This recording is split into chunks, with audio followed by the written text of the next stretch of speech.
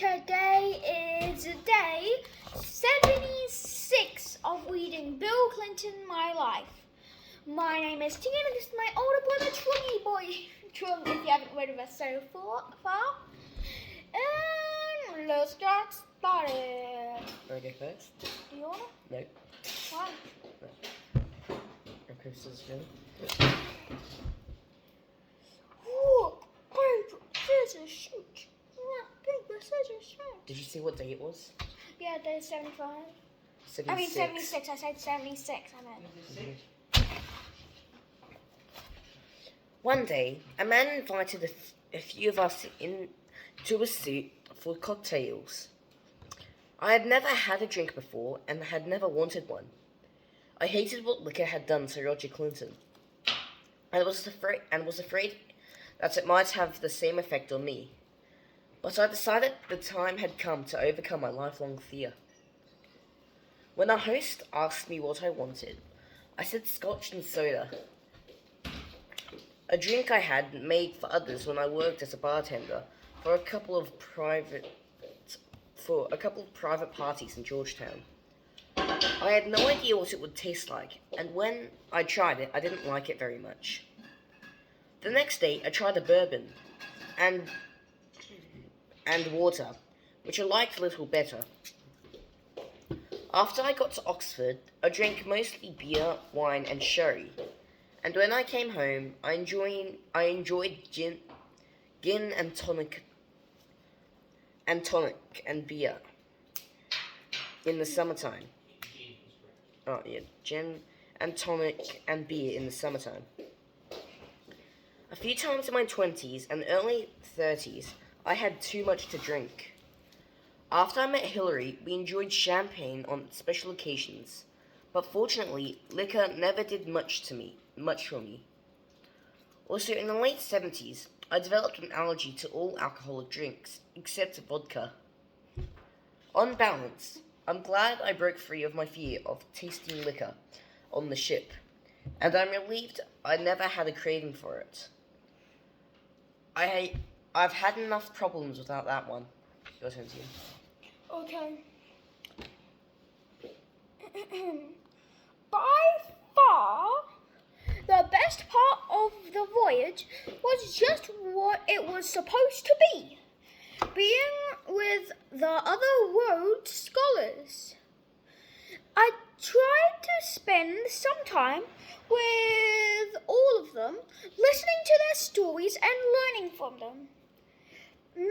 Many had far more of them. Listening to their stories and learning from them,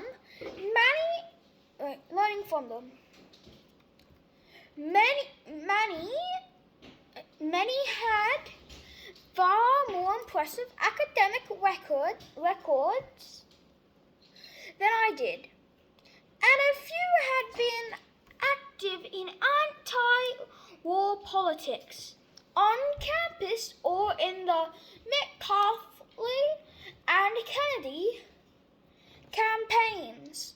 Several of those I liked most became lifetime friends. And an amazing number played an important part in my presidency.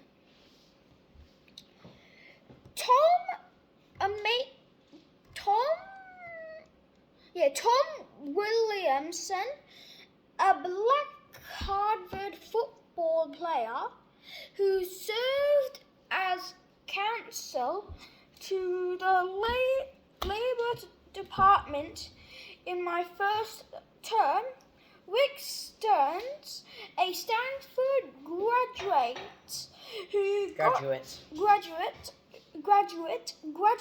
who got me into the National McGovern campaign, and who I appointed a federal judge in Boston.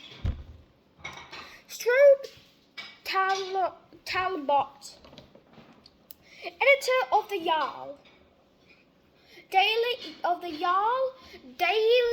News, who became my special advisor on Russia and Deputy Secretary of State after a distinguished career at Time magazine.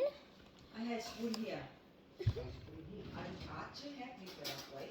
Doug Eakley, later my school housemates, whom I appointed chair of the legal services,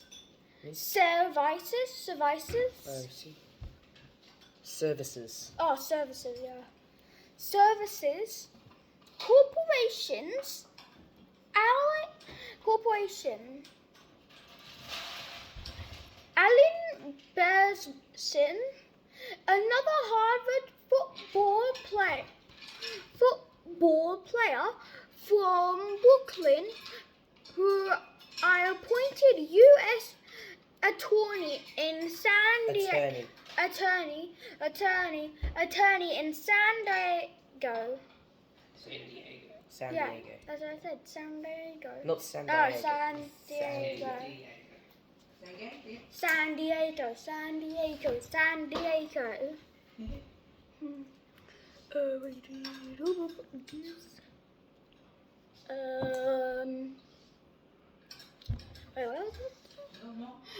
San Diego, where he's now the already famous spark plug of our group, who served as Secretary of Labor in my first term.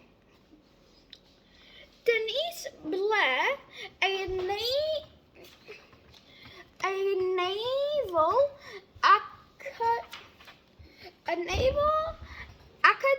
academy grad, was an international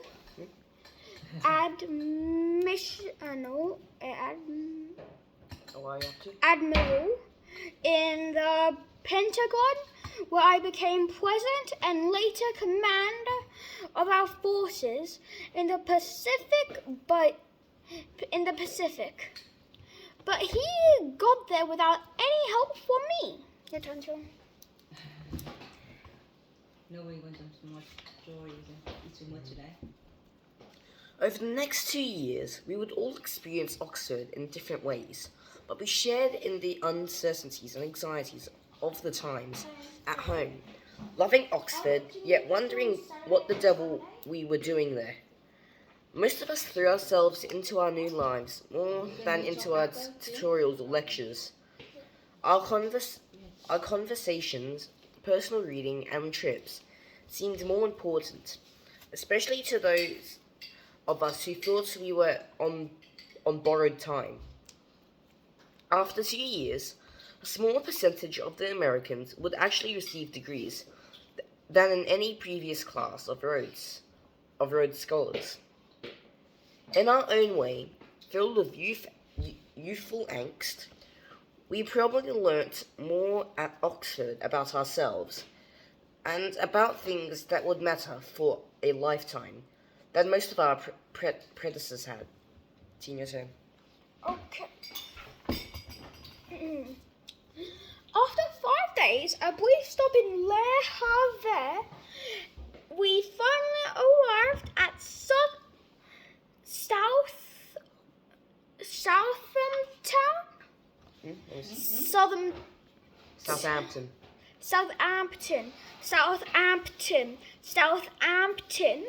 where we caught our first glimpse of Oxford in the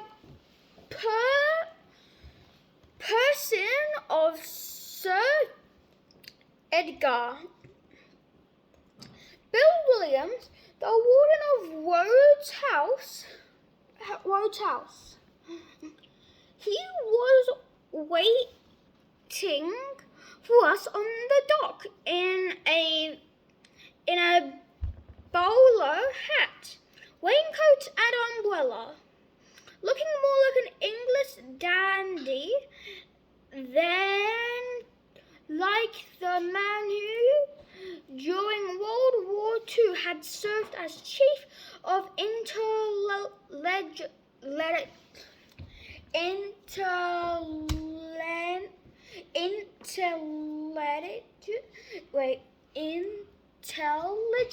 intelligence. Yeah. Wait, what are you up to?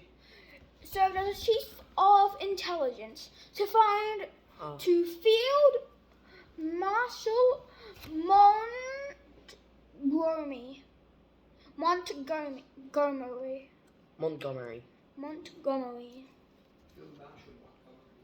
It's a rank in the army, the highest rank. Bill Williams herded us into a bus for the ride to Oxford. It was dark and rainy. It was dark and rainy, so we didn't see much. When we got to Oxford, it was about 11 p.m. and the whole town was shut down tight as a drum, except for little lighted trucks selling hot dogs, bad coffee, and junk food on High Street, just outside University College, where I'd been assigned. The bus let us off, and we walked through the door into the main quadrangle. Built What? quadrangle, built in the 17th century, where we were met by Douglas Millen, the head porter, who controlled access to the college. Millen was a crusty old codger who took the college job after he retired from the Navy. He was very smart. In fact, he took pains to hide behind torrents of good-natured verbal abuse. He especially liked to work the Americans over. The first words I heard from him were directed at Bob Rich, who was less than 5 feet tall. He said he'd been told he was getting 4 Yanks, but they sent him only 3.5. He never stopped making fun of us, but behind it, he was a wise man and a shrewd judge of people. Let's go to the last paragraph, okay? Last paragraph. I spent a lot of time over the next 2 years talking to Douglas in between the bloody hells and various other English epithets. He taught me how the college really worked, told me stories of the main professors and staff, and discussed current affairs, including the differences between Vietnam and World War II. Over the next 25 years, whenever I got back to England, I dropped in to see Douglas for a reality check. At the end of 1978, after I had been elected governor of Arkansas, the first time I took Hillary to England for a much-needed vacation. When I got to Oxford, I was feeling pretty proud of myself as we walked through the front door of the college. Then I saw Douglas. He didn't miss a beat. "Clinton," he said, "I hear you've just been elected king of some place within 3 men and a dog."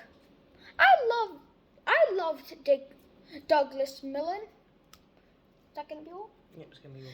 That's going to be all for today, and we'll see you tomorrow. Bye!